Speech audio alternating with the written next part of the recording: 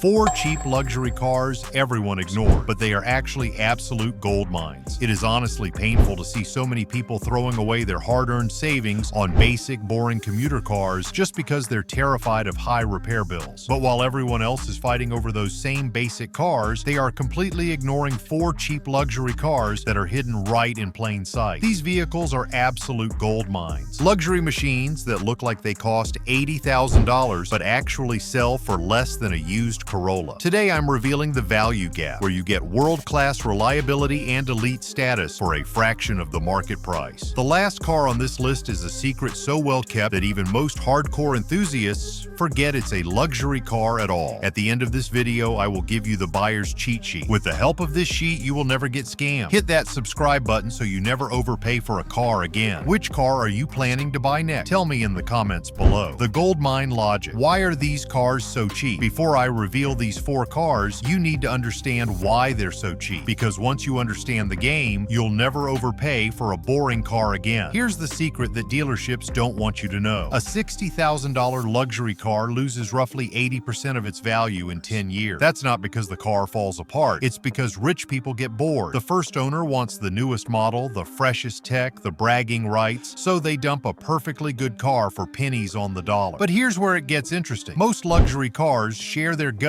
with cheap mass-market vehicles. This is called the parts bin secret. The engine in your fancy Lexus has the same basic architecture as a Camry, the transmission in your Acura, and Honda engineering. This means you get luxury on the outside and economy car maintenance costs on the inside. So why do people ignore these cars? Because they look boring, they have badges, and they're not flashy enough for Instagram. And that market ignorance, that's your opportunity. While everyone else fights over overpriced Civics and Corollas, you can slide into a leather throne for half the price. But here's the catch. Not all cheap luxury cars are gold mines, some are money pits. That's why I've narrowed it down to 4 cars that deliver maximum luxury with minimum headaches. Let's start with the safest entry point into luxury ownership. Car number 1, the Lexus ES350 from 2007 to 2012. The safe bet. If you're nervous about buying your first luxury car, this is where you start. And before you say that's a grandpa car, hear me out, because that reputation is exactly why this car is a gold mine. So why is it ignored? People see the ES350 and think retirement home parking lot. It's not aggressive, it's not sporty, it doesn't turn heads at car meets, and that's precisely why you can buy one for the price of a clapped-out economy car. The gold mine engineering. Here's what most people don't realize. The Lexus ES350 is essentially a Toyota Camry wearing a tuxedo. Under that hood sits the legendary 2 GRFE 3.5-liter V6 engine. This is the same engine family that powers Camrys, Highlanders, and Avalon. And these engines, they regularly hit 300,000 miles without breaking a sweat. Most mechanics will hate me for telling you this, but Lexus maintenance is basically Toyota maintenance with fancier waiting rooms, oil changes, brake pads, basic servicing. It's all the same parts at nearly the same prices. Now the value math. Let's do the comparison. A decent 2010 Honda Civic with 100,000 miles will run you $8,000 to $10,000. For that same money, you can get a 2010 Lexus ES350 with similar mileage. But in the Lexus, you get heated and cooled leather seats, premium wood trim that actually looks expensive, a cabin so silent you'll forget there's an engine running, and a reliability record that matches or beats any economy car on the market. You're paying Civic money for a car that makes you feel like you've actually made it in life. If you think the ES350 is a steal, wait until you see the engineering secret behind car number 2. This next one drives like nothing else in its price range. Car number 2, the Acura RL and RLX from 2005 to 2012. The engineering sleep. This car represents one of the most underrated pieces of automotive engineering ever built, and almost nobody knows it exists. The Acura RL, later called the RLX. Why it's ignored? Let's be honest, Acura doesn't have the clout of Mercedes or BMW. When someone says, I drive an Acura, people think a fancy Honda. The design is understated, almost plain. It doesn't scream well. And in a world where everyone wants attention, that's a death sentence for resale value. But guess what? That's your advantage. The gold mine engineering. The Acura RL is a Honda under the skin, and Honda doesn't build junk. But here's where it gets special. The RL features something called Super Handling All-Wheel Drive, or SHAWD. This isn't your typical all-wheel drive system that just sends power to all 4 wheels. This AWD can actively send up to 70% of power to the rear wheels and distribute it side to side based on which wheel has the most grip. In plain English, this luxury sedan drives like a sports car. It corners flat, it feels planted, and in rain or snow, it's an absolute beast. The value math. A 2008 to 2012 Acura RL in good condition with reasonable mileage, you're looking at $6,000 to $9,000. Compare that to a new Honda Accord at 35,000 miles, and you start to see the insanity of buying new. The RL gives you legitimate luxury advanced technology that still impresses today and Honda reliability for the price of a down payment on a boring car. We're now entering territory where most people have never even heard of these cars, and that's exactly where the real gold mines hide. The next car on this list was built for executives who wanted something different from the usual German option, and today it sells for absolutely nothing. Car number 3, the Infiniti M37 and M45 from 2006 to 2010, the forgotten executive. If you want to feel like a CEO without spending CEO money, pay attention. The Infiniti M series, specifically the M37 and M45, why it's ignored. Everyone knows about the Infiniti G35 and G37. Those are the sporty ones that young enthusiasts buy, but the M series, that's the bigger, more expensive executive sedan that Infiniti built to compete with the BMW 5 Series and Mercedes E-Class, and almost everyone forgot it exists. When people think of Infiniti, they think G series. The M gets overlooked completely, which means prices have absolutely cratered. The goldmine engineering. The M series uses the VQ engine, and if you know anything about engines, you just sat up straighter. The VQ engine family has been named towards 10 best engines list 14 times. This is one of the most celebrated, most reliable, most refined V6 engines ever mass-produced. The M45 variant gets a 4.5-liter V8 that produces 325 horsepower. That's serious power in a package that weighs less than you'd expect. But here's what separates the M from the G series. Interior quality. The M was Infiniti's flagship. The leather is thicker. The wood trim is real. The seats have more adjustments. Everything feels a level above. The value math. A 2008 Infiniti M35 with 100,000 miles for around $5,000 to $8,000. A 2009 M45 with the V8 often under $10,000. You're getting a car that costs $60,000 new. A car built to compete with German executive sedan. A car with one of the best engines ever made for the price of a Corolla. This is what I mean by goldmine. But here's the thing. Everything I've shown you so far is just warm-up. The car I'm about to reveal is so underrated, so ignored, that even car enthusiasts forget it exists. And it might be the single best value in the entire used car market. Car number 4, the Hyundai Genesis sedan from 2009 to 2014. The ultimate hidden gem. This is it. The car that breaks everyone's brain. The first generation Hyundai Genesis sedan. I can already hear you. A luxury Hyundai. Are you serious? And that reaction? That's exactly why this car is the ultimate goldmine. Why it's ignored. The badge. That's it. That's the entire reason people see Hyundai and think economy car. Cheap rental fleet vehicles, appliances on wheels. So when Hyundai built a genuine luxury sedan, nobody took it seriously. And that badge bias has kept prices in the basement ever since. The goldmine engineering. Here's what nobody talks about. Hyundai spent billions of dollars developing this car with one mission: beat the BMW 5 Series. Let me tell you what they built. The Genesis sedan is rear-wheel drive, not front-wheel drive like most economy cars. Rear-wheel drive like a proper luxury sports sedan. This gives it balanced handling and a premium driving feel. The V8 model uses a 4.6-liter engine producing 375 horsepower. In 2009, that was serious power. The sound system,